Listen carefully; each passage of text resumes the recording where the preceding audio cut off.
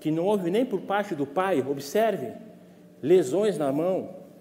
Não existiu por parte do pai falecido lesões diretas com relação a joelhos ou isso aí, que mostrasse uma intensidade de briga. Eu diria com certeza, se isso acontecesse, o promotor não ia dar essa alternativa e dizer, olha, existe uma possibilidade de culpa.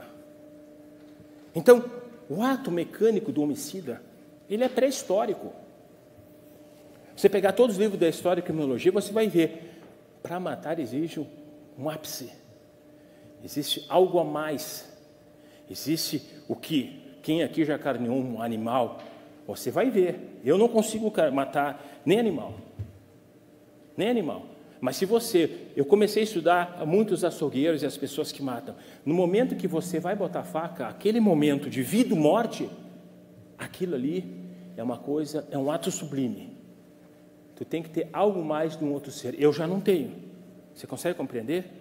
Se você pegar hoje um coelho e você ter que matar um coelho, o ato de fincar a faca ou de estroncar exige algo mais que outros não têm. Então a morte, às vezes, por incrível que pareça, ela dá sinalização quando é dolosa. O dolo dá sinalização, meu jurado. O dolo dá uma sinalização. Ele sopra um vento. Ele dá um vento dizendo, olha, realmente aqui ocorre. Quando uma pessoa de bem é julgada, senhores, por incrível que pareça, toda a família é julgada. Uma pessoa de bem, quando é julgada, toda a família é julgada. Toda. Nós deixamos o sistema presidencialista há muito tempo, justamente que tem as partes, a necessidade de fazer logo após, diretamente, a testemunha. Eu acho uma deselegância intelectual fantástica da assistência à acusação e do Ministério Público fazer a retomada logo depois de nós. Isso prova, doutor, a não preparação para um curso de um processo desse. Por quê, doutor? Com todo respeito, nós estamos aqui há 1 dia e meio. Não, eu tenho, doutor, desculpe. O território da defesa está sendo invadido a partir do momento que se finda o contraditório, se retoma a palavra novamente pela quem acusa. Doutor, nós não temos segurança. Doutor, nós não temos segurança, é isso que o senhor entenda, porque não adianta nós trabalharmos às vezes 3 horas, 2 dias, que depois, agora eu vou fazer uma pergunta furtiva a modo de anular toda a defesa. Isso não é, veja bem, doutor, isso não é instrução por um grau complexo como esse. Então me desculpe, vou pedir nulidade e a sua compreensão, porque se for, não, eu estou calmo, doutor, eu estou calmo, mas os debates já se começam agora. Os debates começam agora. Não se pode admitir isso em processos dessas complexibilidades. Ô, doutor, por favor. Por favor. O que é isso? Doutor, o senhor tem muito tempo de carreira, muitos tribunais do júri, no Rio Grande do Sul e no Brasil, certo? Sim, tenho bastante. Muito obrigada por achar um tempo aí nessa sua agenda enlouquecida, que a gente sabe como é a vida de um tribuno do júri, né? Estudo mais estudo, criação de tese, eu acho que é uma frase que não é muito feliz aí, né? Não, foi sim, tu sabe que no júri a gente cria teses. Tu fosse eu diria que tu usasse o certo termo que os advogados criminalistas devem fazer todos os dias, é criar teses.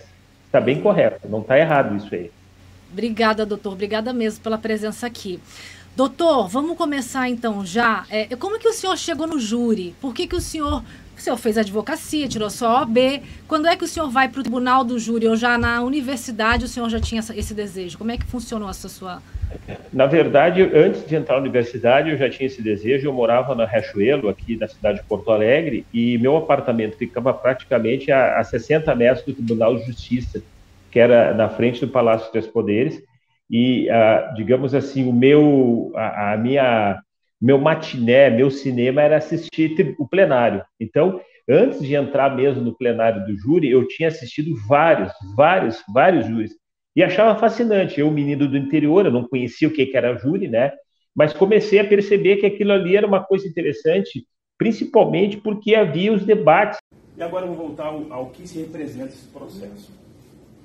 Senhores jurados, por incrível que pareça, eu li esse processo e não queria fazer esse plenário porque o Cristo estava muito assenhorado dele.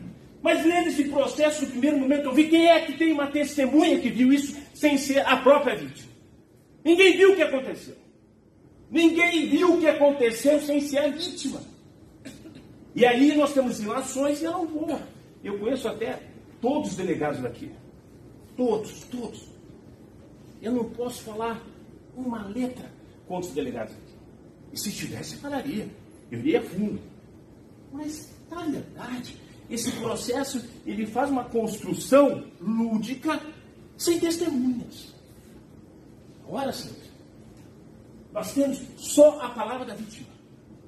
Como se fosse a construção de tudo. Isso não é processo. Ele vai ser só a palavra da vítima. Bom, esse jogo já está como se estabelecido. Perfeito. Esse jogo já tem uma pré-condenação.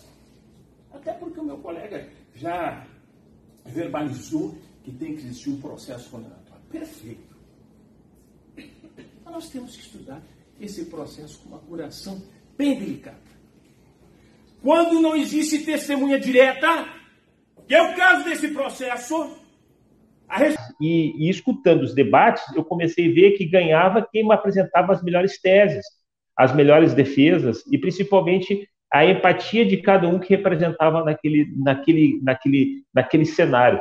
Jovem, com 16, 17 anos, não compreendia a dimensão do júri, mas antes de entrar na faculdade eu já tinha assistido muitos júris, mas nunca com a visão técnica, com a visão apenas de romantismo.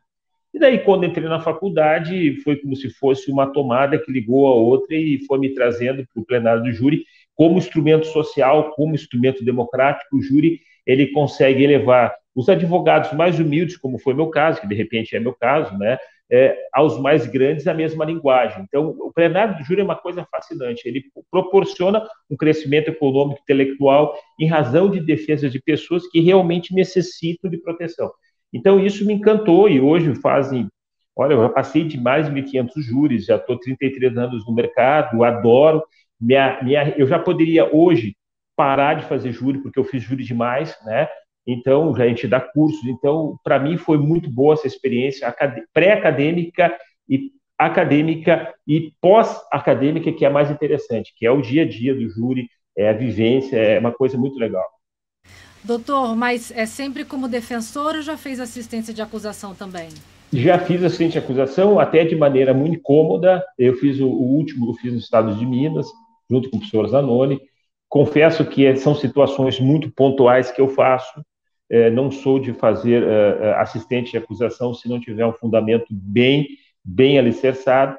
Mas, nesse caso, eu fiz por uma visão de que deveria o cara ser condenado, porque era um cidadão que matou pai e filho, era pontual o caso, e aí eu trabalhei. Em raros casos eu trabalho assistente de acusação.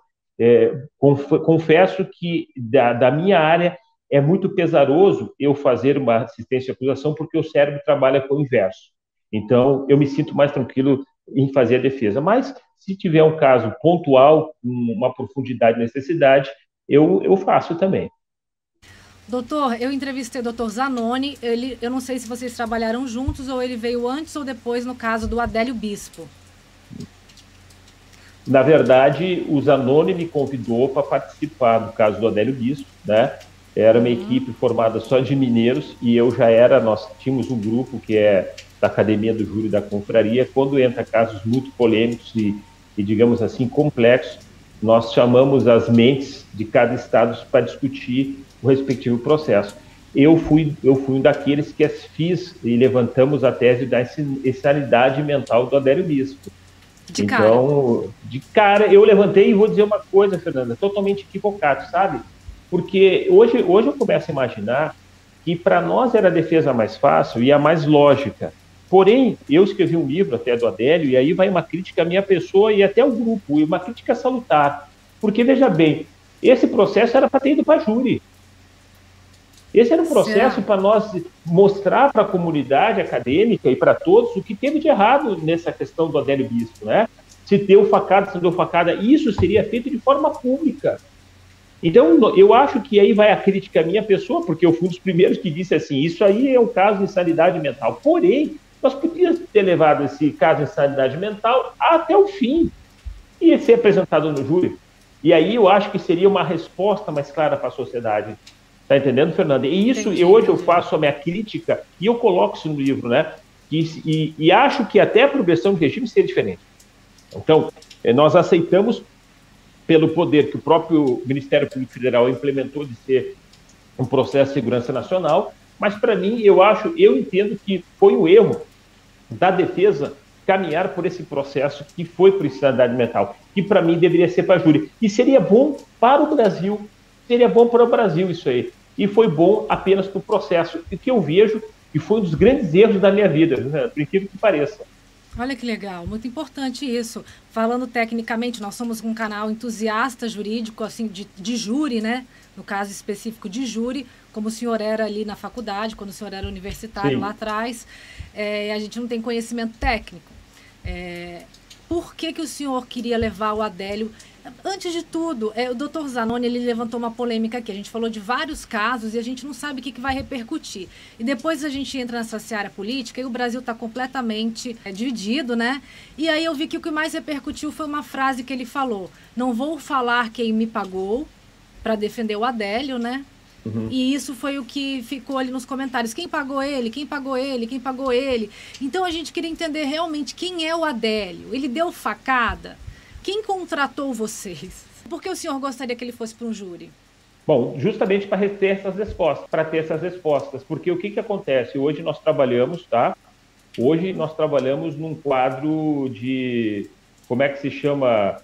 Uma lenda urbana. Então nós temos lenda urbana do Adélio, né? Filosoficamente uma lenda urbana. E o que pesa nisso? É justamente coisa simples que faz a coisa virar um incidente enorme de tráfico, de situações que não é verdadeira. Primeiro, Adélio deu a facada. Fato. Não é inegável, Adélio deu a facada. Segundo, quem pagou os advogados, no primeiro momento, foi o pessoal da igreja que contratou e que, na verdade, foi uma miséria de honorários e que, posteriormente, ia ser acertado mais valores do que se imaginava e não foi acertado nada. E o pior de tudo, eu coloquei no meu livro, tu sabe, que é importante que se diga que grandes casos como esses, a verba honorária, ela se torna quase secundária, terciária. Né? Na medida que se pega um processo desse, tu quer ver o processo ter o deslinde, e não, na verdade, o que pagou. Então, as pessoas, isso eu coloco no livro, as pessoas querem saber quem pagou a Adélio, quem pagou os honorários. Olha, eu já tive processos em que eu fui pago 3 anos por uma pessoa que não tinha nada a ver, que era um parente distante. No caso Adélio, eu entendo que nós não vamos receber mais nada, porque o que foi pago, e foi pago bem cristalinamente. Ademais, se formos pegar as contas do Zanoni, que foi o primeiro contato, ele e o Pedro Posa, tudo foi lançado em cargas fiscais, então não tem mistério nisso aí, né? Foi um lobo solitário, é isso que é importante que se diga. O pagamento significa ter pessoas que poderiam ter apoiado o Adélio para ser a pessoa que seria, digamos, o cabeça de lata para cometer o crime. Na verdade, não teve essas pessoas, porque o Adélio foi somente o lobo solitário. Você entendeu? Foi mesmo? Foi lobo solitário, porque isso aí estava na genealogia da mente dele. Ele queria matar o Bolsonaro. De qualquer forma, ele queria matar o Bolsonaro.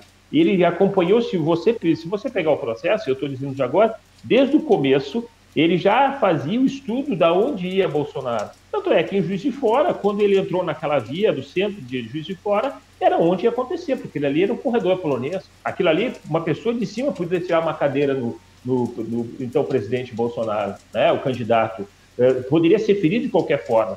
E aí também contou muito com a falha total da segurança, que não teve segurança nenhuma, né? A gente viu que quem deu a real segurança no frigir dos ovos depois foram os terceirizados e a polícia militar, os P2 que entraram para segurar, e aí foi uma falha geral e que ele adentrou e deu efetivamente facada. Isso foi fato. E é tão comprovadamente o que nós estamos dizendo que a própria assistente de acusação, ela concordou com tudo isso que aconteceu, que foi uma pessoa que não teve outras pessoas, e se tivesse, Fernando, eu diria uma coisa, mudaria todo o quadro, todo o cenário, né? E aí nós estamos falando de polícias especializadas. Eu entendo que, além de ter sido um delegado que investigou, eu acho que foi criado um outro compartimento de investigação própria, de forma sigilosa, para investigar o que estava acontecendo. E, de fato, por incrível que pareça, aquela história de Rockman, né? O caminho mais simples foi o mais acertado para o Adélio. Não teve complexibilidade nenhuma nesse negócio. Por isso que foi o que aconteceu, né? Então, é muita lenda urbana, muita hipótese que existe, mas eu diria, não levado para o júri, acontece o que está acontecendo. Muita curiosidade e que, felizmente, é o que se sucedeu no processo. E a motivação é aquela que o senhor alegou anteriormente? As duas. Seja a política e a religiosa. O Bolsonaro é um impostor. Ele não se impostor. Porque o Bolsonaro, ele se tentou passar aí por um homem, digamos assim, na linguagem popular, um homem de Deus. Posteriormente, o pessoal aqui não achava isso. Aí veio uma revista para um deles ali, quando fala que o Bolsonaro é católico, embora foi batizado no Rio Jordão, pegou o Everaldo, o pastor Everaldo, mas se infiltrou no meio evangélico. Ele parece que é da igreja do Santo Rafael, a igreja batista, se dá uma coisa assim. Mas muitos evangélicos acreditavam que ele fosse evangélico. Então ele tentou plantar essa imagem de que fosse evangélico, não era. Ele impostou. Né? Mesmo impostou para tentar se apropriar do voto do meio protestante, que hoje tem em torno de parece que 50 milhões de protestantes. E antes de Juiz de Fora, Ali eu estava em Florianópolis. Florianópolis, você não chegou a comentar com ninguém? Não, eu coloquei isso, né? Até então você não tinha pensado a respeito? Não. E eu não tinha pensado. Quando ele disse, eu até fiquei surpreso. Porque eu tinha a política, eu tinha interesse, na verdade, dar uma mesma era o Michel Temer. Esse eu tinha interesse. Esse eu tinha interesse. Você se arrepende hoje do que você fez? Não, o doutor Rodrigo dizer que eu me arrependo do fato, eu não me arrependo. Tem algumas postagens suas que na época demonstravam um certo desconforto com o candidato Bolsonaro. Não sei se você afirma que foi você que postou isso. Foi. Nessa época você não tinha essa ideia ainda de tentar contar a vida dele? Não. Digamos assim, teve uma vez em que duas vezes em que eu postei em relação à questão de. Uma das vezes quando ele ameaça o MST. Onde ele está com um vídeo dele, mostra uma pistola, um fuzil, diz que se eleito no primeiro momento o cidadão vai ter uma pistola, uma daquela ali. E o cara que vai ter, o produtor rural, vai ter um fuzil daquele. Né? Aí ele diz, cartão de visita de invasão de terras é isso aqui. Então aquele vídeo ali eu posto, ainda falo, ainda sugiro literalmente que o MST tem condição de fazer uma vaquinha para mandar da pistoleira e mandar atrás do Bolsonaro para mandar aquele. Entendeu? Mas nesse momento você já tinha realizado a morte dele? Eu vi eles chegando, tinha uma multidão ali na porta da Câmara Municipal. Aí começaram a gritar mito, mito, eles subiram em cima de um carro. Aí eu ouvi umas vozes gritando lixo, lixo. Aí eu olhei para trás, tinha um pequeno grupo de pessoas, moças, gritando lixo, enquanto os apoiadores dele gritavam mito, ou tinha o pessoal gritando lixo. E próximo, bem atrás de mim, tinha um policial militar fardado. Eu falei, pô, eu vou tomar uma rajada na nuca. Então já esperaram isso, vou tomar uma na nuca aqui. Só que não deu para se aproximar dele. Mas ali você já estava tentando, já estava com a faca, já tentando. Eu pensei, se eu tivesse uma arma de fogo, seria inevitável. A distância era curta para chegar relativamente era muito para chegar com a faca, mas curta demais se tivesse com arma de fogo. Só que aquela coisa de um policial atrás de mim, eu falei, eu vou tomar, mas sacar. Se eu não tivesse uma arma, sacasse, se não fosse muito rápido, eu me derrubaria antes. Porque a distância dele, para mim, tinha uma linha de fogo aberta, digamos assim. Eu cheguei ali alguns minutos antes dele, poucos, quase que juntos, poucos minutos antes dele no centro. E aí, o pessoal empurrando, parece que ele se assustou com a atitude da multidão. Jogaram ele para dentro da Câmara Municipal, já não vai ter jeito. Então, ali eu pensei em desistir, não vai ter como, passar por esse povo, fechar as portas da Câmara. Aí passou um pouco, abriram, ele saiu lá no ombro de um cara, e a multidão continuou, tentar me aproximar, e assim foi. Entendeu? E durante essa passeata, você tentou quantas vezes te aproximar? Eu não consigo me lembrar. Mas algumas vezes. Eu tentei, tinha um momento que eu achava que ia dar, mas eu calculava o comprimento do braço, mas não dá para alcançar. Chegou a sacar? Aí eu mexi, pensei, aí Teve uma senhora que passou mal, a multidão estava esmagando todo mundo, a senhora ali passou mal. Forcei, ajudei a tirar ela do meio da bagunça, coloquei ela a segura e tentei entrar de novo no meio da multidão. Tentei entrar novamente na multidão e foi. Até chegar no ponto em que eu falei, dá para tentar. Acabei atingindo algo, né? Assim, de uma forma meio distante relativa. Eu imaginei, veja bem, eu saio de casa e eu tinha certeza que eu não vou estar aqui. Eu tinha essa certeza, eu não vou voltar aqui. Então, no Facebook, a última coisa que eu postei foi um tchau. E eu ia colocar um adeus. Eu falei, não, vou colocar só um tchau. Eu coloquei um tchau. Foi a última postagem que eu fiz no Facebook. Porque eu sabia, pelo menos eu tinha certeza que eu saía daqui. Eu acreditava nisso, que eu ia sair daqui. Entendeu? E também não esperava, e para minha surpresa, estou vivo, né? Com esses problemas todos, estou vivo. E o fato, uma coisa que eu não conseguia, eu esperava ser agredido pela polícia, fuzilado pela polícia. Eu achei que ia tomar um monte de tiro, literalmente.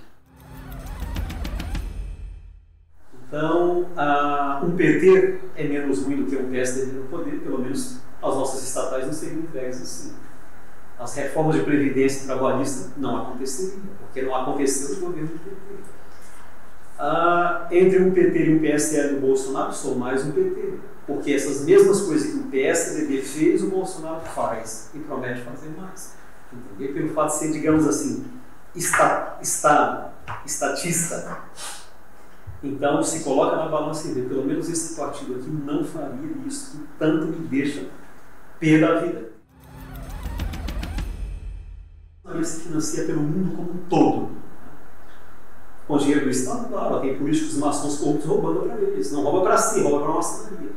Né? Existem políticos no Estado maçons e que privatizam os bens do Estado a preço de banana para laranjas da maçonaria. Vale a pena lembrar isso. Laranjas, porque são laranjas. Jorge Soros não passa de laranja da maçonaria. Bill Gates não passa de laranja da maçonaria. Entendeu? É o homem mais rico do mundo. É finge ser mais rico. Se eles quiserem tomar, que não queiram, né? Com certeza agora eles estão ouvindo que eles granqueiam tudo e tem um bom sistema de investigação, um excelentíssimo sistema de investigação. Supera a Polícia Federal, supera a BIM, supera até o FBI.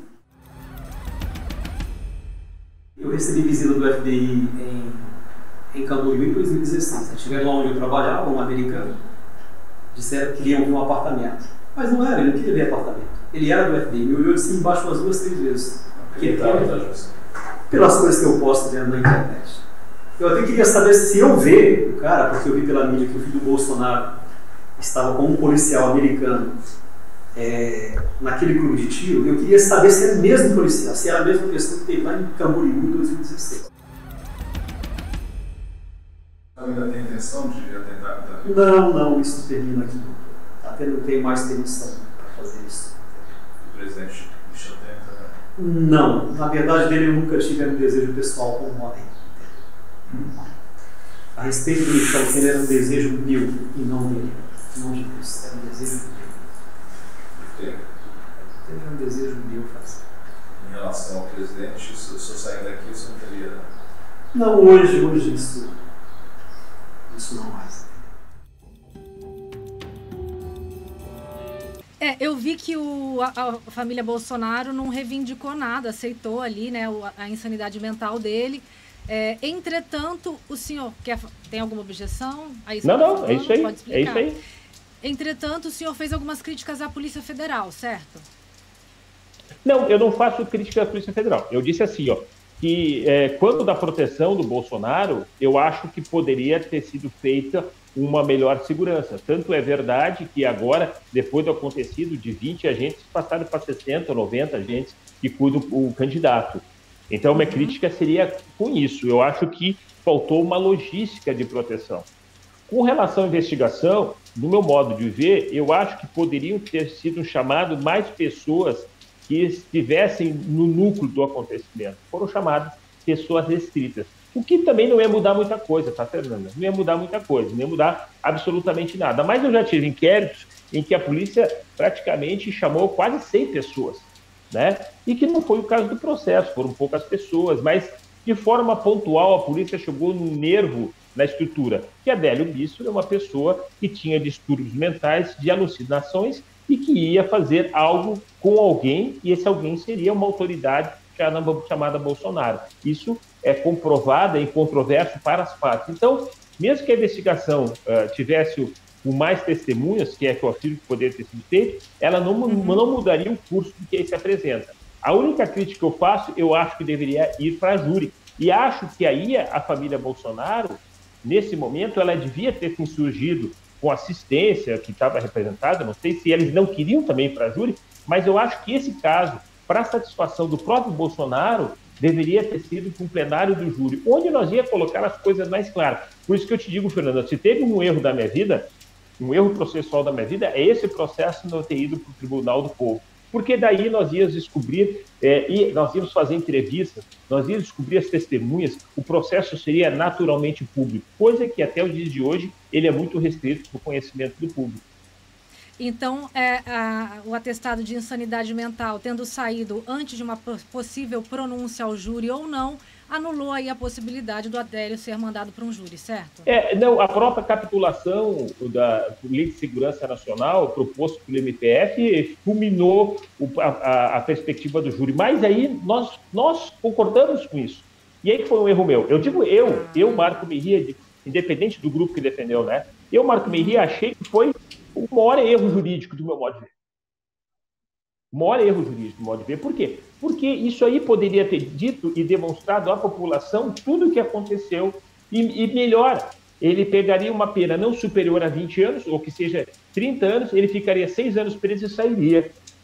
Sairia da casa de custódia, sairia do manicômio, onde ele está preso. Agora, com essa medida de segurança, ele pode ficar muito tempo preso e com tratamento, não, no meu modo de ver, que poderia ser melhor adequado, não adequado porque ele está num presídio de segurança máxima. Ele está num presídio de segurança máxima, não está em manicômio judiciário. Isso. Por que, doutor, se ele foi... não foi porque aprovada a insanidade... Não foi provada né? insanidade, foi provada insanidade, foi auferida insanidade, porque não existe presídios que deem uma segurança para o Adélio Bispo na atual circunstância. Eu entendo pessoalmente que onde ele está ainda é o melhor local para ele compor, para ele se estruturar mentalmente. Tanto é verdade que a última vez que quem atendeu ele a última vez do grupo fui eu, e eu vi que com tratamento medicamentoso ele estava lúcido, estava perfeito, estava normal. Impressionante o que um remédio faz na cabeça de uma pessoa que por muito tempo sofreu de forma assim incalculável. É esquizofrenia? Esqueci, o doutor Zanoni acho que falou. Na verdade, ele tem... o quadro não é de esquizofrenia, tá? Ele tem alucinações paranoides. Então, ele é um paranoico, né? Que é um sub-ramo da esquizofrenia, só que não é esquizofrenia, né? Ele é um pré-ramo, que pode ser um psicopata também. Mas ele é um paranoico com alucinações diretas, criando imaginações no quadro, e que perpetuou essa agressão que aí aconteceu. O que ele disse que ia acontecer era no quadro imaginário, que ele tinha que matar o então candidato, que ele ia fazer mal para a sociedade, que ele ia dividir a nação. Então, naquele momento ele colocou, e a maneira como ele agiu levou a dizer que realmente ele tinha um quadro de doença mental gravíssimo. E o senhor citou o termo psicopata, que é um transtorno de personalidade ou de caráter que não tem a ver com doença mental, né? Eles se associam? Não se associam. Olha só, eu estou te dizendo que o caráter dele é de alucinação, tá? O quadro de alucinação tu pode levar para qualquer quadro de psicopatia, desde o próprio psicopata até um próprio esquizofrênico. Entendeu? Isso só se descobre através de longos tratamentos. O que a gente descobriu com certeza? Que ele tinha uma doença mental, um SID, que determinava que o quadro que daquela época ele cometeu aquele ato ilícito, ele estava vivendo momentos de alucinações. Ponto. É isso que se decidiu. Agora, se nós vamos avaliar os quadros, o mundo analítico, eu entendo que, no meu modo de ver, ele era um esquizofrênico mesmo. Ele tinha um alto grau de esquizofrenia, no meu modo de ver, né? E também a questão da alucinação se compara muito ao quadro de psicopata, mas ele não tinha dupla personalidade. Ele tinha um quadro de perseguição. Todo mundo que tem quadro de perseguição de forma constante se aproxima muito ao quadro de esquizofrenia. Eu não sou especialista nisso aí, Sim, mas eu sim. entendo, resumidamente, que sofria com toda certeza uma doença mental de forma intransponível, de forma não salutar, que conduziu a esse início. Tá, então quem pagou os senhores foi a igreja, isso? Quem pagou, na verdade, para mim, eu não recebi dinheiro. Quem pagou no primeiro momento, salvo engano, que foi sempre dito de forma oficiosa, foi um membro da igreja que pagou o meu colega Zanoni, né? Inclusive, isso é público notório. E tem um motivo pelo qual esse colega da igreja tenha pago? Sim, existe um motivo porque o Adélio Bispo, antes mesmo de acontecer isso aí, o Adélio Bispo, ele frequentava várias igrejas. Os pastores entendiam que o Adélio Bispo era uma boa pessoa. Então, ninguém imaginava a dimensão do que seria o caso. Então, naquele momento, a igreja se aproximou achando que era um caso de não grande repercussão. Eu tenho essa hipótese. E aí, quando viram que era um caso de grande repercussão, os pastores que não eram ricos simplesmente se recusaram. Porque todos eles diziam que a ideia geral era Adélio Bispo transformar um pastor. E ele, por pouco tempo, não virou um pastor. Ele se decepcionou e daí saiu dessa questão das igrejas, mas dentro da igreja ele era bem visto, antes do incidente. Depois do incidente, claro, ninguém quer se comungar com uma pessoa que atingiu um candidato a presidente do Brasil. Claro, e saiu muita coisa, né? Muita polêmica sobre isso. Ah, ele foi pago pelo Lula, foi pago pelo próprio Bolsonaro, fazia aula de tiro com o filho do Bolsonaro. Nada disso, claro, quem pagou não, mas essa questão, ele chegou a fazer escola de tiro com algum filho do Bolsonaro, se aproximar de algum filho para facilitar... O que aconteceu, o que se tem notícias, é que ele participou de uma escola de tiro, salvo engano, no estado, tá? Que agora eu não estou bem lembrado. E o que nós temos que afastar de completo é que tanto o Lula quanto o Bolsonaro não têm participação nenhuma nesse evento. Absolutamente não existe relação nenhuma do Lula ter mandado matar através do Adélio e o Bolsonaro ter mandado fazer isso. Isso aí é uma ilusão que não se comporta no processo. Eu diria que até, né? É temerário. É muito perigoso nós caminharmos com uma ciência jurídica e criar hipóteses que inicialmente já são hipóteses falhas. Porque se botar enquanto hipótese, ela já pode ser discutida, e nesse caso nem enquanto hipótese. Então é muito perigoso, eu estou dizendo que já são pessoas do mundo jurídico, quando se cria hipótese tem que haver uma necessidade, uma previsibilidade que exista isso aí, né? Sim, só que claro. Nesse caso, não tenha dúvida que o Bolsonaro não tem participação nenhuma e não tenha dúvida que o Lula também não tem participação nenhuma disso, né? Agora, o que o Adélio Bispo tinha uma visão que ele era da esquerda, isso todo mundo sabia. Ele tinha uma empatia com a esquerda, todo mundo sabe disso. Mas aí, a manter afinidade de relação, isso é inexistente, isso. Uma coisa voluntária dele ali, né? Doutor, e ele está numa cela comum hoje, onde que está o Adélio? O Bispo está no Presídio Máximo de Segurança, em Mato Grosso, tá? E nas últimas notícias que eu tive lá, geralmente a cela é com uma pessoa ou uma cela sozinha, tá? Na última vez que eu estava, salvo engano, ele estava sozinho. Então, eu hoje não posso responder, porque faz muito tempo que eu não visito o Adélio Bispo, então não saberia lhe dizer como é que ele está agora. Mas os senhores seguem na defesa dele ou já não tem mais? Nós não somos, mas nós somos advogados do processo e, na verdade, o curador do Adélio Bispo é o Zanoni. E eu, como curador, representando o curador, e naquele momento que eu fui na última audiência, a gente foi como curador, a gente ainda responde por ele em vários atos da vida civil. Então, o Zanoni é o curador dele, o Zanoni que praticamente tem a responsabilidade do zelo dele, e com a concordância do MPF, como também do próprio juiz. Entendi. Então, encerrada a fanfic aqui sobre Adélio Bispo, né? Fechou. Que a gente se cria na mídia. Para mim, Fernanda, por incrível que pareça, para mim isso é uma questão normal no plenário do júri, sabe? Eu não consigo ver nada de anormal quando um promotor parece um cachorro latido. Eu já tive circunstâncias em que o promotor latiu para mim durante o plenário. Durante o plenário ele latiu para mim. E nós não tínhamos... Eu não lati para... O que seria latir, doutor? O que é latir? Latiu para mim.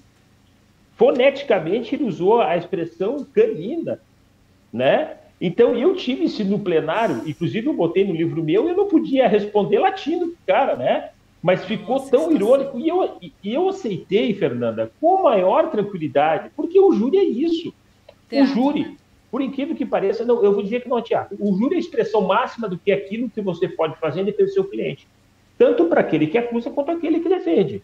E vou dizer mais, já tive júri que quase o promotor e o juiz quiseram brigar comigo no soco. Né? Aqui no Sul aconteceu já teve morte de promotor com advogado. Então, eu venho de uma região em que a violência enquanto plenário é uma coisa normal. Então, naquele caso, eu vou um pouco discordar da classe dos advogados, até porque eu conheço os dois. Para mim, aquilo ali faz parte da regra do plenário.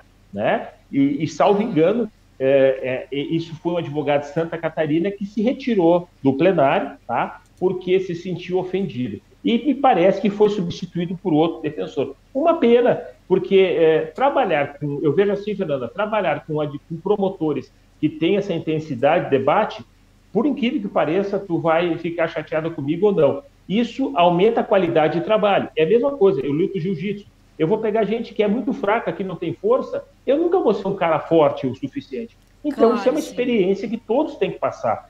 Naquele momento foi muito duro para o advogado de Santa Catarina, eu compreendo, mas para mim foi dentro da regra normal. Temos aqui, passa a última parte, né, da entrevista com o doutor Daledoni. Então, essa questão da luta veio bastante à tona também no advogado de defesa. É muito interessante essa técnica, né, de incorporada no tribunal do júri. É muito interessante. Doutor, o senhor fez o caso, né, o famoso caso do bruxo. Gente, o caso do bruxo, né, uma pessoa foi execrada pela mídia, inflamada pelo inquérito, certo, policial? Sim. Fernanda, foi um dos casos mais interessantes que eu tive, tá? Por quê? O que acontece? O pano de fundo desse processo chamava-se Lúcifer, né? Lúcifer, e atrás de Lúcifer tinha o pentagrama, e junto do pentagrama tinha uma história horrível de que 2 crianças teriam sido sacrificadas em nome dessa crença diabólica. O que aconteceu? Essa história saiu e começou a vender que nem louco essa história, né? Eu adoro uma coisa mística, né? Foi muito mística. E o cara, por incrível que pareça, é um bruxo. É bruxo mesmo, cara. É muito interessante. Um dia tu vai conhecer ele, tu vai ver que ele é um bruxo daqueles que só não sai com a vassoura, mas eu fui na casa dele e vou te dizer, existem mistérios nesse mundo, ali tem um. Mas não que seja homicida. Não era homicida. O que aconteceu? Um delegado louco plantou prova e apontou como se fosse o Silvio a pessoa que cometeu esses delitos. Ora, Fernanda, foram 2 crianças mortas e que até hoje não teve resultado.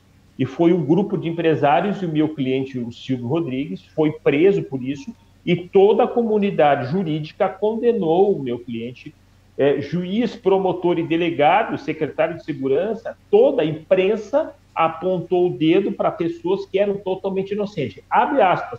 Numa sociedade gaúcha, onde todos acham que o gaúcho tem uma compreensão do mundo, pensa melhor, nesse caso específico, foi o maior desastre jurídico que ocorreu no nosso estado. Simplesmente em razão dessa crença, os cultos afros do meu estado foram discriminados, as casas de umbandas quebradas, centros de candomblé pinchados, as pessoas não podiam mais ir nas rodas de religião vestidas nas condições do africanismo, as pessoas não podiam mais mostrar guia, e a imprensa, por 60 dias, dinamitou essa circunstância, onde, na verdade, não estava em jogo só aquele culto, mas começou a ficar em jogo toda uma cultura religiosa que não é a relação direta com os evangélicos ou mesmo com a fé cristã. Então, isso aí foi uma coisa muito mais profunda que se possa imaginar. Depois, quando se descobriu, graças a Deus, quando se descobriu que foi isso uma panaceia, uma coisa que não poderia existir no mundo, é que nós começamos a compreender como é importante o julgamento ser colocado às claras pela imprensa e como a imprensa tem que ter a capacidade de discernimento do que é o certo e errado. No meu estado, nesse momento, nós não tivemos imprensa que tivesse uma visão séria, porque os grandes meios de informação, que são os jornais, eles não investiram em antigos e bons investigadores e cronistas policiais. Colocaram na mão de jovens que recém estavam começando a profissão. Coisa que, no primeiro momento, qualquer cronista policial que trabalhasse a fundo ia dizer isso aqui é uma palhaçada. Então, comprometeu toda a estrutura de muitas coisas no meu estado, e por sorte nós conseguimos, de certo modo, acabar com isso, mas ficou destruída a imagem dos empresários e do meu cliente até os dias de hoje, está completamente destruído, não se recuperou mais do que era antigamente. A gente tem que lembrar, pessoal, que a gente vive num estado laico, né, onde não há separação oficial entre o Estado e a religião. Então, nenhuma religião pode determinar as leis de um país, entendeu? Então, a gente tem que saber que nenhuma religião pode ser beneficiada em detrimento de outra. Então, baseado nisso, as pessoas têm que ser julgadas.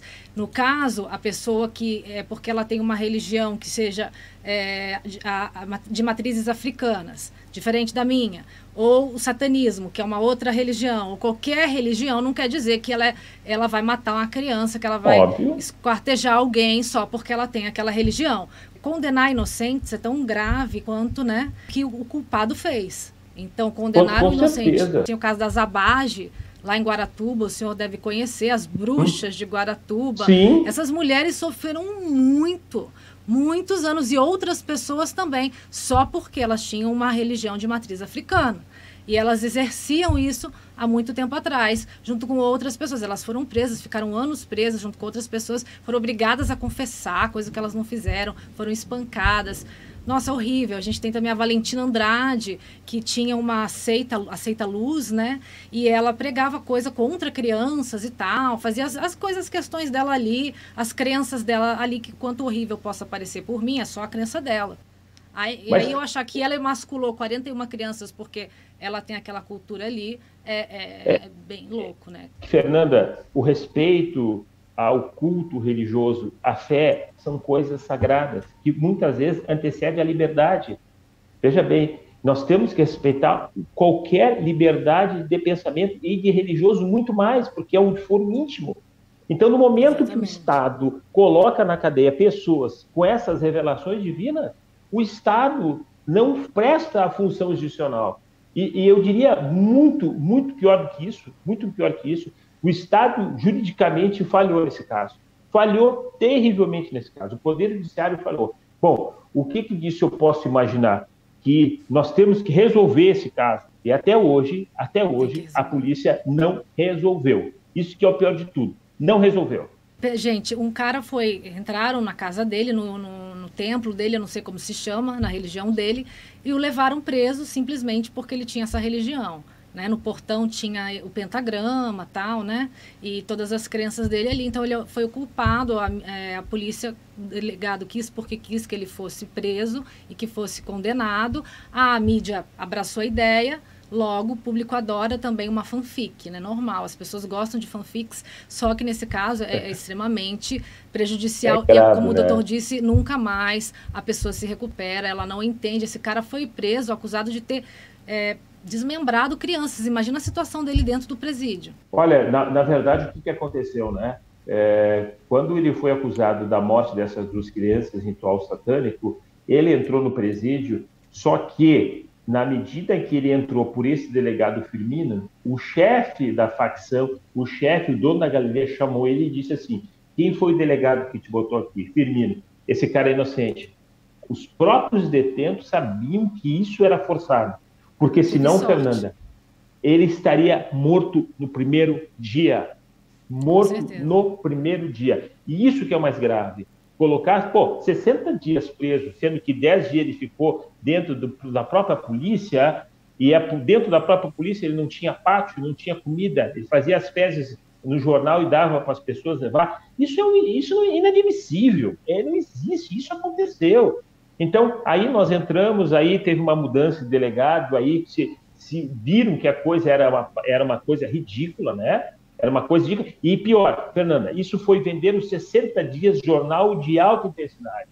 60 dias no jornal, uma coisa que não aconteceu. Uma coisa que não aconteceu. E é isso que nós temos que cuidar. A imprensa tem uma grande responsabilidade disso. Agora, quem tem mais responsabilidade é o Poder Judiciário, que viu isso aí, deu matéria disso aí e não viu o processo.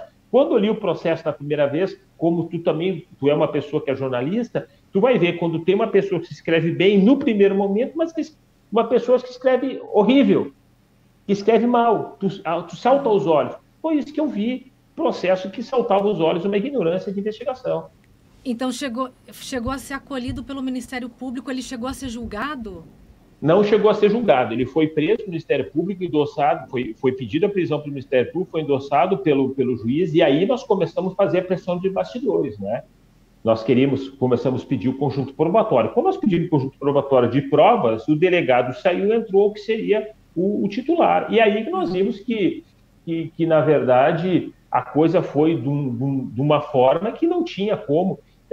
Foi feito mais de 50 perícias na casa, no culto de Lúcifer, 60 perícias hematológicas, perícia de DNA, não foi encontrado nada, Fernanda, até porque ele não matava animais. O que Silvio fazia era oferendas com champanhe, era oferenda com presuntos, era oferenda de uvas, era oferenda de frutas, de verduras, nada mais do que isso. A religião do outro não nos diz respeito, né? A não ser que ela ataque a nossa integridade, a integridade de alguém. A religião dos outros nós temos que respeitar, Fernanda. Exatamente. Essa é a lei. Respeitando, nós todos vamos para frente. Exato. A gente tem que ser responsável por nós mesmos. Por mais que você seja contra, você tem que respeitar, né? Isso. É isso. E aí, doutor, entrou esse novo delegado não, o delegado titular, viu que aquilo, eu li um pouco, ele viu que aquilo era uma coisa sem sentido nenhuma, né, que não se segurava ali sozinho, e mesmo assim o Ministério Público continuou com a acusação? Não, quando o delegado Baggio entrou, isso é importante que se fixe, mudou todo o quadro, porque é o seguinte, Fernanda, tu é uma repórter e daí tu saiu e deixou uma outra repórter para cuidar o que as outras pessoas estavam escrevendo. Essa pessoa foi embora, tu assumiu. Quando assumiu, tu pegou aquilo ali que foi escrito e disse, não, começa tudo de novo. Rasga esse texto e começa de novo. Foi isso que mais ou menos o novo delegado fez. Um delegado honestíssimo, técnico, ia chegar num local que não seria os réus. Agora, o pior de tudo é que o juiz validou esse processo para a sua primeira prisão. E aí que eu fiquei muito triste com o Poder Judiciário do nosso Estado, porque erros como esse não pode acontecer, Fernando. Não pode acontecer. Vida de pessoas, não só deles, como de outras, que teve efeito rebote, a gente tem que tomar muito cuidado. Muito cuidado, gente. Então, assim, ele era professor também, certo? Não, o Silvio não era professor. O Silvio ele era conselheiro. Era religioso. Era religioso, ele dava bons conselhos, ele usava as entidades para ajudar as pessoas, não fazia mal, não matava animal, era bem visto na comunidade, só que ele adorava Lúcifer. Pronto, essa foi discriminação. E essa era a única fonte de renda dele, a religião? Sim, era a única fonte. E foi prejudicado, é isso também, de alguma maneira? Total, Fernanda, porque a partir do momento em que tu tinha uma fonte de clientes e que daí tu é apontado por ter matado 2 crianças, quem é que vai no teu recinto? Né? Até provar que tomado focinho de porco é diferente, tu já tá com a fama, né? Para vocês verem aí como a religião não tem nada a ver com crimes, né? Então, assim, os próprios religiosos dele eram com esse tipo de coisa. Então, uma coisa não tem nada a ver com a outra. E o que ele faz hoje, doutor? Infelizmente, ele está fazendo tratamento para depressão, tá? Ele cultiva um pouco no sítio dele, onde ele tem um sítio que ele cultiva, tá entendendo? Então, a vida que ele tinha, uma vida muito boa, com recursos de ordem até do exterior, tá entendendo? Deixou de existir. Entendeu? Quem sabe a gente consegue trazê-lo aqui, né, também. Olha, por que não? Eu acho que ele faria, se o dia tu quiser fazer, sem problema. Com relação ao Silvio, eu gosto de divulgar muito, Fernanda, a questão do Silvio, porque se tem uma pessoa que foi a das mais prejudicadas nesse cenário jurídico do Rio Grande do Sul nos últimos 50 anos, foi o meu cliente Silvio. Foi ele que foi mais prejudicado. Sem dúvida. E essas crianças, ninguém reclamou elas? Reclamou não, delas, a morte ninguém delas reclamou até hoje? Elas, ninguém sabe a origem, ninguém sabe de nada. E aí, mais uma vez, eu digo que a polícia está errando, porque a polícia do Rio Grande do Sul é uma das melhores do Brasil, mas com relação a esse caso, me parece que não quiseram colocar em pauta de decisão, não chamaram para pauta de decisão. E aí fica uma coisa que as crianças foram enterradas lá no cemitério comum, tenho medo que isso aí possa se repetir. Pessoas inocentes foram presas, outras pessoas inocentes podem ser presas. É uma circunstância que é necessário ter o ponto de começo, meio e fim. Nós temos o começo, o meio e não temos o fim desse processo penal. E quando foi que aconteceu isso, doutor? O crime? Fernanda, isso aí foi no ano de 2000, faz uns 5 anos. 2017. Não faz muito tempo não, né? Faz muito tempo. Tá? O senhor depois defendeu um outro réu de um caso de intolerância contra religiões de matrizes africanas, certo? Mas esse acho que era culpado, não é? Sim, nós defendemos um caso de Nancy Soares, que era um caso que estava na ONU, e que o que aconteceu?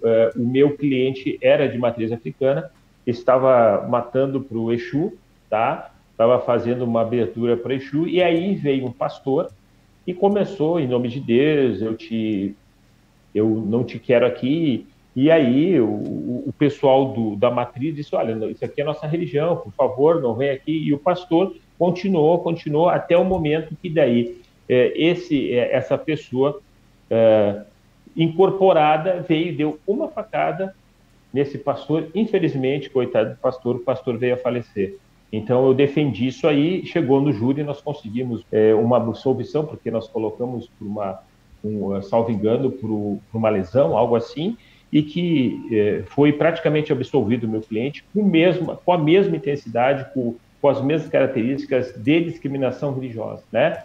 Dessa vez, efetivamente, foi a matriz africana que agrediu por ser agredida num ritual, né? Por isso que eu digo, a gente não pode mexer. Legítima defesa, algo assim, nada. Eu não posso dizer, não, Fernando, não pode ser legítima defesa, que seria muito forçado, mas eu posso dizer o seguinte, teve um privilégio, no sentido assim, o cara tá lá na casinha dele, fazendo a religiãozinha dele, fazendo as velhinhas dele, e daí chega uma pessoa em nome de tal religião, você não pode fazer. Quer dizer, ele se viu que aquilo ali estava sendo muito demais para ele, foi para agressão, né? Infelizmente matou o pastor. O que eu quero dizer com isso? E não vou dizer que existe culpa do pastor ser morto, longe disso, não quero dizer isso, mas se cada um ficasse no seu quadrado, não ia acontecer essa morte, né? Então, a gente tem que cuidar muito quando se fala que critica a religião ou quando a gente quer conversão direto das pessoas, né? Porque isso dá um efeito muito grande das pessoas que têm uma fé, e principalmente naquele momento que estava praticamente no ápice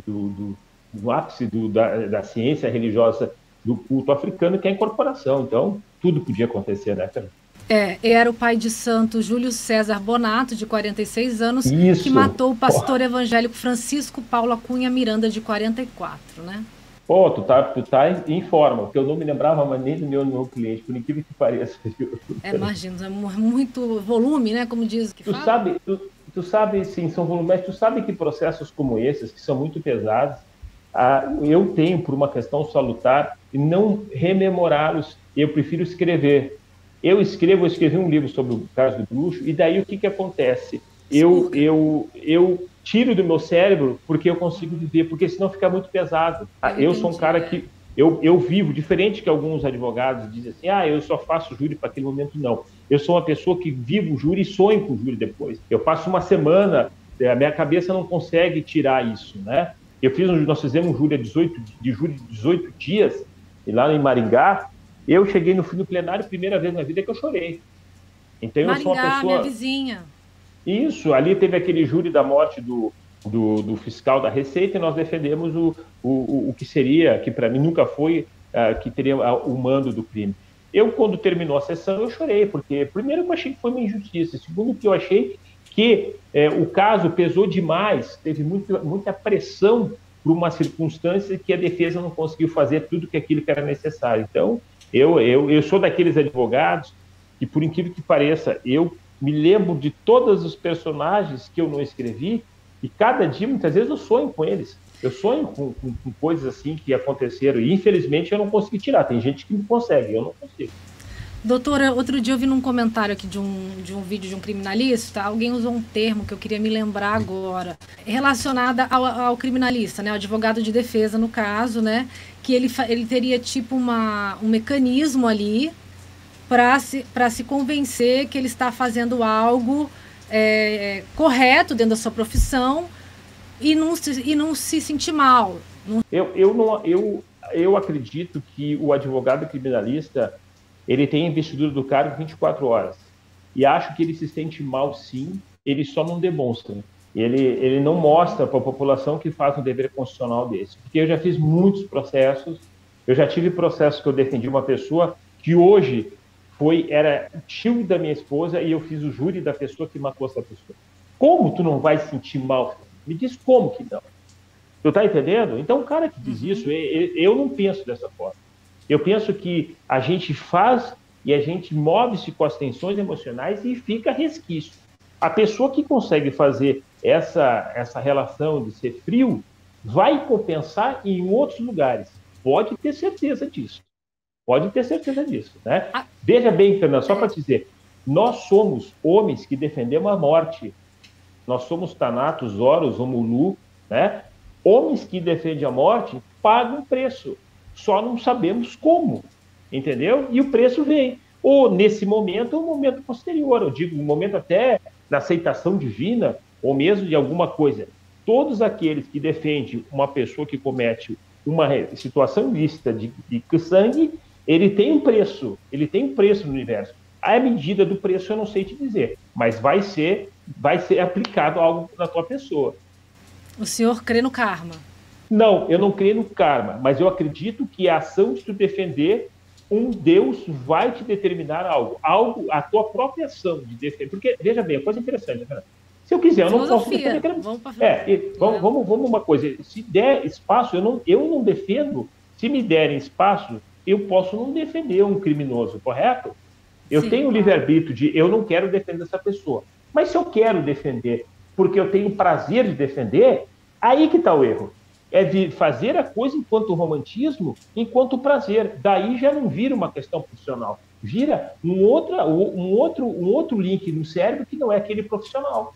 E o que nós vemos hoje é uma conectividade de romantismo de circunstâncias que não são românticas. O júri não é romântica, Fernando. O júri é muito duro. Tu defende aquele que partiu e aquele que ficou. E aquele que ficou vai ter uma responsabilidade jurídica. E aquele que partiu vai ter que ter uma resposta para os familiares. Então, veja bem, é muito preocupante quando você não consegue botar a tua consciência dentro de processos que você faz. Você tem que ter a consciência sim. E essa consciência, aos homens de bem é cobrado da própria consciência. Tu pode ter certeza disso. Interessante. O que ela disse aqui, não sei se é ela ou ele, dissonância cognitiva é a arma dos criminalistas. A balança não deve ficar equilibrada quando cada prato tem coisas absolutamente diferentes. Se isso acontece é porque está quebrada. Não sei se o senhor consegue entender. Baita bobagem. Baita bobagem que você está falando. É baita bobagem. Eu acho que depois de 500 Mas eu achei júris ela vai... esse termo, eu não conhecia, né? Dissonância Nunca tinha ouvido falar desse termo. Já ouvi, tu pode usar a dissonância cognitiva para justificar uma falha tua e que daquilo que um outro vê não pode o outro perceber. E que não é o caso de leis da morte. Fernanda, as leis da morte são muito claras. É ativo ou é negativo. Entendeu? No momento que você mata, que você tenta matar, você aciona certos gatilhos mentais daquele que matou e daquele que morreu. O primeiro crime foi Caim e Abel, porque não tinha ordenação naquela época enquanto ciência teológica, enquanto ciência do homem. Então não existia a penalização. E mesmo Caim e Abel tiveram o seu apenamento de forma divina. Então imagine hoje que você tem a consciência, a latitude de todas as circunstâncias, tu justificar por uma dissonância cognitiva que o advogado se alimenta e consegue viver tranquilamente sobre esse prisma, é não conhecer um mínimo de uma teologia do que representa a morte. E muito mais o sofrimento daquele que partiu e daquele que ficou. Infelizmente, eu discordo disso em razão de muitos juros que eu fiz. Não é assim que funciona. Infelizmente, não é assim. Que caso o senhor não pega, por exemplo, de jeito nenhum? Tem algum... Eu não pegava, eu tenho um dos casos que dificilmente vou pegar, e vou pegar agora, nós vamos fazer um júri agora no mês de março, né?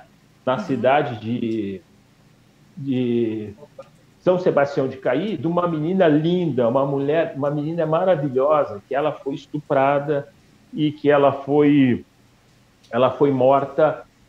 Olha, era tão bonita, desculpa eu usar essa expressão, mas nós estamos aqui na questão técnica, as fotos mostravam que mataram um anjo praticamente.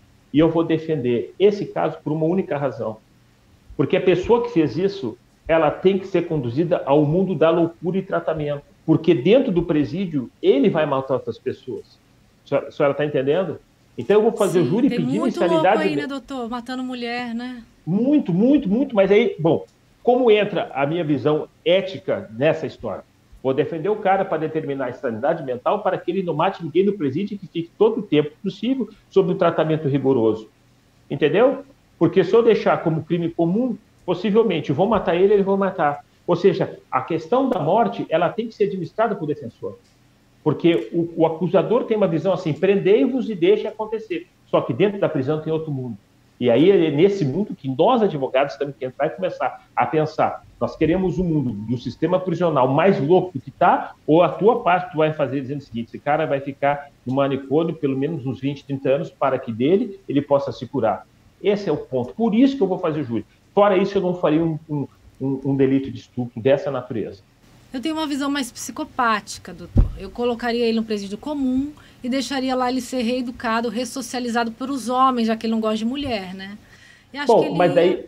ser mais interessante para o crescimento espiritual dele, né? Não sei, mas... eu acho que não seria interessante para o corpo dele, porque o que nós vamos ver? A penalização de pessoas como essas, Fernanda, num mundo selvagem não merece viver. É ponto pacífico, né? Mas quem tem que fazer essa atitude, que Deus me perdoe que eu esteja falando, quem tem que fazer isso, na verdade, são os pais, os elementos diretos, e aí são até salvaguardados pela própria justiça, numa legítima defesa de terceiros, ou da honra, ou de homicídio privilegiado. Ora, um pai que mata um cidadão desses, ele vai ser absolvido no júri, não tenha dúvida, né? O problema é que, na medida em que nós temos um sistema carcerário, em que, mesmo tu atirando as cobras, ele vai se transformar numa cobra também. Mesmo ele sendo se viciado, mesmo ele apanhando, ele entra dentro do sistema como se o sistema incorporasse aquela mazela e dele fizesse um trapo humano e ali se recuperasse junto com a maldade. Então, o que nós temos que ver é que muitas vezes a maldade não se combate com a maldade, a não ser no caso específico naquele momento. Se você não combater a maldade naquele momento, porque a maldade... Fernando, existe um tempo, né? É como se fosse uma maturação da agressão. Você tem que proporcionar maldade naquele momento que foi feita a maldade. É altamente justificável, mas se você demorar que a maldade seja delongada, você está sendo mais mal que o próprio cara. Aí entra a bondade, claro. E como bondade, tu vai tentar aniquilá-lo enquanto criminoso. Aí, revenge sim, vale... não se faz, né? Vinganças Isso. não. Mas até para o nosso crescimento espiritual, eu estava brincando, obviamente, mas eu sei, cada Fernanda, vontade que dá, né, doutor? Não, mas uma vez eu vou lhe contar o que aconteceu numa audiência minha, que eu estava defendendo um cidadão, e esse cidadão tinha matado uma menina, não tinha estuprado. E a juíza olhou para mim, doutor, o senhor tem coragem de defender isso aí? E se fosse com o senhor, eu olhei para a cara, doutora, se fosse eu estaria sendo interrogado pela senhora. Eu seria o réu. Está entendendo, Fernanda? Sim. Então tem coisas que o mundo jurídico te dá a proporção de fazer e justificar o que tu faz. Te dá, você tem que fazer, você quer fazer, fazer. A lei resguarda isso. Ué, como um pai não vai matar uma pessoa se a pessoa está ali, a filha ser viciada ali, o pai chega e vê aquela fera humana. O que você vai fazer se não é matar a pessoa naquele momento? Ou se não matar, você vai chamar a polícia? Mas a lei protege esse estado emocional. A lei, na questão da vida ou morte, por incrível que pareça, Fernanda, ela é quase milenar, né? As mesmas perguntas, as mesmas respostas, as mesmas soluções vêm desde o tempo de Roma, principalmente os delitos de sangue. Então, a humanidade, em mais de 2000 anos, dentro do floreio romano até os dias de hoje, pouco mudou. Ela continua a mesma intensidade, por incrível que pareça. É complicado isso, né? A gente acha que evoluiu tanto, mas a gente não é bem assim, né? A morte, principalmente passional, já dizia Manzini, os homicidas, você pode colocar todas as leis do mundo, os homicidas vão continuar homicidas. E os homens passionais da mesma forma. Você pode colocar todas as conduções de controle. A passionalidade é uma coisa que não se controla. Você pode ser uma pessoa que aqui se representa calma, mas se você pegar seu marido com uma menina, e se você tiver amar, você pode trucidá-la, como você pode dizer, eu te perdoo. Nós temos que passar por a experiência para dizer que nós somos assim. A princípio, os homens são agressivos e as mulheres também. Nós só controlamos a nosso impulso. Só. No mais, Fernanda, por incrível que pareça, é aquela história do livro, como é que é? O Homem Monco, o Homem Macaco. Nós somos macacos altamente disciplinados. Nada mais do que isso. Nesse caso de encontrar o companheiro com uma mulher, eu faria nada, doutor. Livramento, só para a graça aqui também, tá? Graças a Deus, tomara que a gente pense assim, mas a gente não sabe, porque as pessoas calmas, veja Jamais, bem, as pessoas calmas se transformam, às vezes, numa virulência, e as pessoas virulentas se transformam em calmas. É como Mancini diz, tudo pode acontecer. Rogo que nunca aconteça com nós isso, e rogo a todos que estão escutando, que nunca aconteça com nós. Mas o delito capital, Fernanda, pela sua própria natureza, pode acontecer com qualquer um. Infelizmente. Claro, sim, com certeza. A gente não está livre de também ter algum ente querido, né, envolvido em alguma coisa complexa, né? A vida não é linear e previsível. Então, a gente não pode achar que vai ser. Do momento, a vida nossa muda completamente. E aí, as nossas certezas, elas vão sendo colocadas em xeque, né? É pesado, mas é verdade. Se um dia você vê seu filho sendo agredido ou sendo espancado violentamente, e você não tem outra, como já aconteceu comigo, de uma mulher grávida matar justamente uma pessoa porque estava matando o marido e foi para a júri, uma pessoa frágil, e eu vejo que tem uma mulher que não é forte, uma mulher frágil, que qualquer soco poderia te derrubar, ela simplesmente trucidou um homem de quase 2 metros a facada, porque queria defender o marido, estando grávida. E o que ela disse para o juiz? Doutor, ele era o pai dos meus filhos, e ele ia matar meu pai dos meus filhos. Não restou outra alternativa que matá-lo. Absolvemos ela. Então, são coisas que a própria natureza da pessoa, se você olhar ela, você diz, essa mulher nunca podia ter matado. Uma mulher da comunidade bem matou para defender. E aí, foi absolvida, né? Então, ninguém está livre disso, Fernando. Ninguém. Muito, muito legal. Doutor, para a gente finalizar, agora eu vou sair um pouco do júri. O senhor defendeu também a Andressa Urach, certo? Defendeu não, o senhor não é caso de defesa, ela estava acusando. Contra a Igreja Universal. Sim. Sim, certo? Ela é minha cliente também, sim. Então, nesse caso, né, a Andressa Urach, pessoal, aquela modelo, né, que tem uma vida conhecida aí por todos, ela já foi do reality show da Record, A Fazenda, ela foi garota de programa, ela mesma conta a história dela, e depois ela se tornou evangélica da Universal. Depois, quando ela saiu, ela doou várias coisas para a Universal, dinheiro, carros, essas coisas todas, e depois que ela saiu, ela processou a Igreja Universal, para receber de volta os mais de 2 milhões que tinha doado para a entidade, né? Então, nesse caso, doutor, como é que faz? É difícil, porque doação existe alguma lei que protege a gente? Sim, não tenha dúvida. Fernanda, na verdade, ela veio a minha pessoa porque eu já ganhei da Igreja Universal um processo com as mesmas características, tá? E, inclusive, saiu uma jurisprudência no STJ nesse sentido, de que nenhuma pessoa pode ser abalada psicologicamente com o intuito de doar coisas para a igreja. Então, o que aconteceu com a Andressa Urach, que nós estamos discutindo? Que ela teve bens, e esses bens que foram construídos ao longo de toda a trajetória dela, ela doou no momento em que estava na mais baixa carência afetiva e que a igreja criou um sentido ilusório de que dando para Cristo você vai ser bem e 3 vezes mais. O que de certo modo, essa prática, eu não vou discutir a tese que eu estou apresentando, mas de maneira geral, hoje grande parte das igrejas, elas se revertem no seguinte ponto: você dá a pecúnia para receber Cristo. E efetivamente isso não existe, né? Você não pode dar todo o seu salário para receber 5 salários mínimos, né?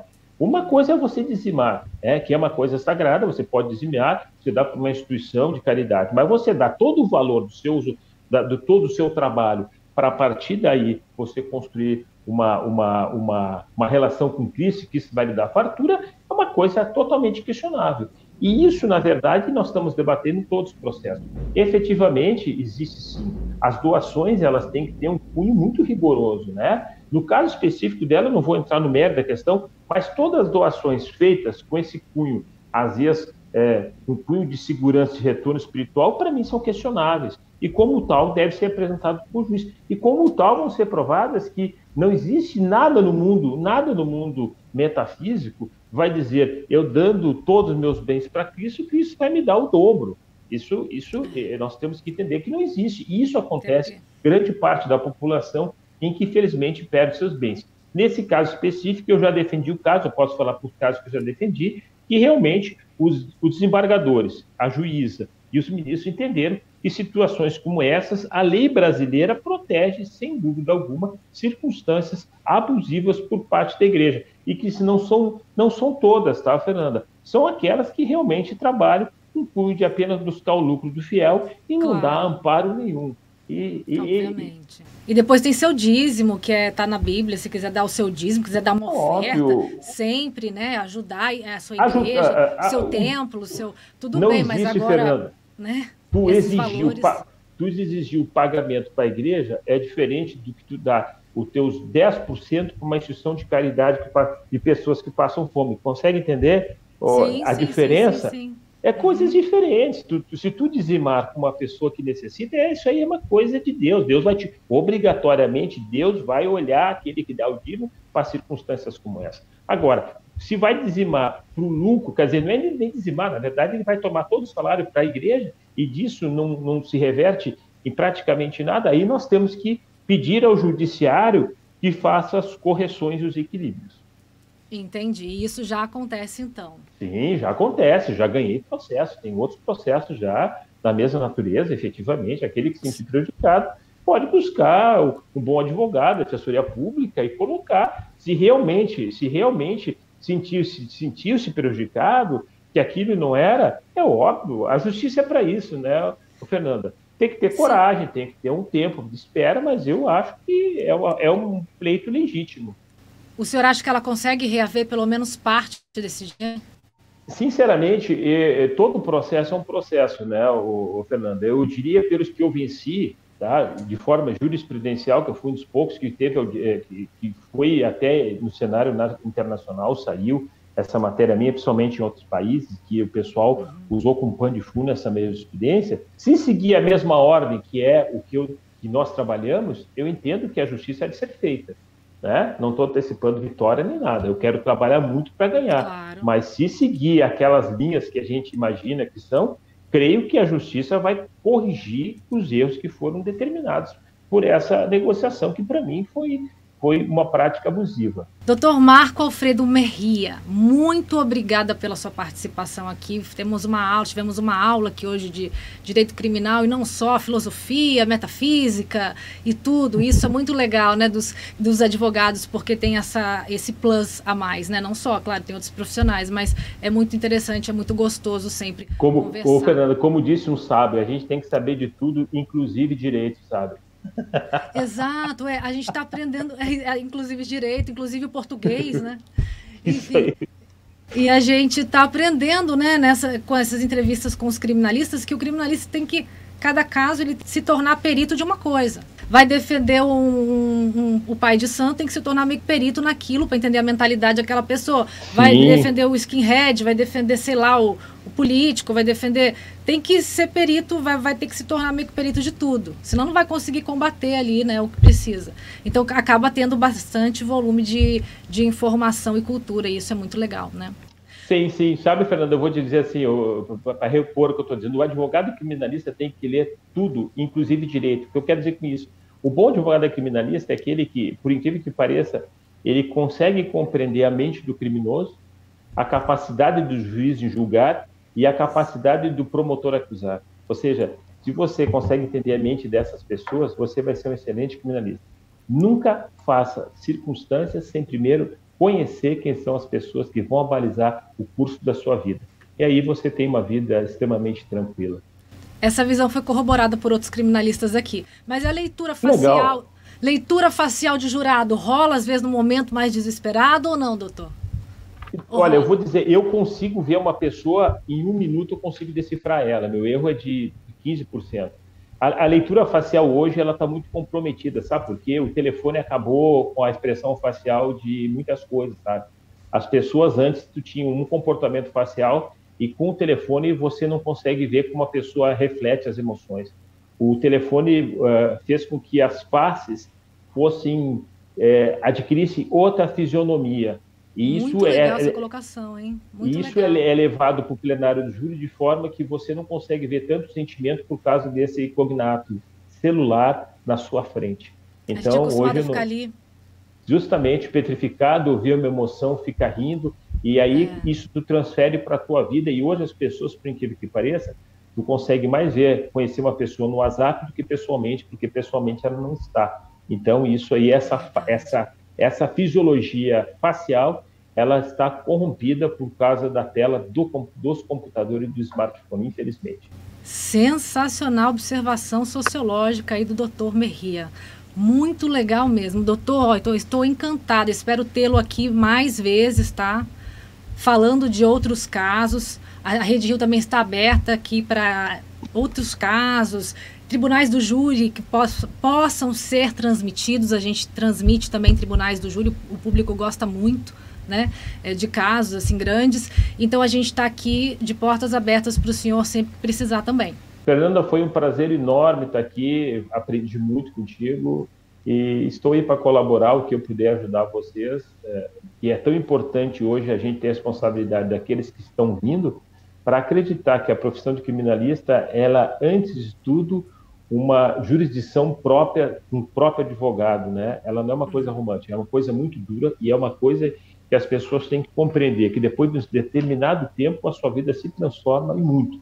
Então, eu estou aí para ajudar, vale a pena seguir, a carreira de criminalista é uma coisa linda, ela dá muito dinheiro, ela dá muito... Fascinante.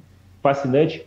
Em compensação, existem muitas perdas, você perde família, você perde mulher, você, na medida do tempo, você fica só voltado nos processos. Então, aquele que construiu o mundo criminal junto com a sua família é que está fazendo realmente a ciência do criminalista. Senão não adianta nada. Não adianta ter dinheiro quando você perde família, você se separa, você faz isso aí. O bom criminalista é aquele que consegue manter o seu escritório e a sua felicidade junto com o que você está. Aí você se torna uma pessoa perfeita. Dou-se exemplo para que os outros não errem enquanto erro que cometi ao longo da nossa vida. Fernanda, foi um prazer. Eu estou sempre à disposição. Pode me chamar, que eu estarei sempre colaborando com o teu canal de qualquer forma. Muito legal mesmo, muito legal. As palavras de sabedoria também finais. Doutor, muito obrigada. Ficamos em contato, então, ali. Certo. Um abraço, beijo para todos. Obrigada. Beijo, fica com Deus. Tchau, beijo. Tchau, tchau. Tchau, com Deus.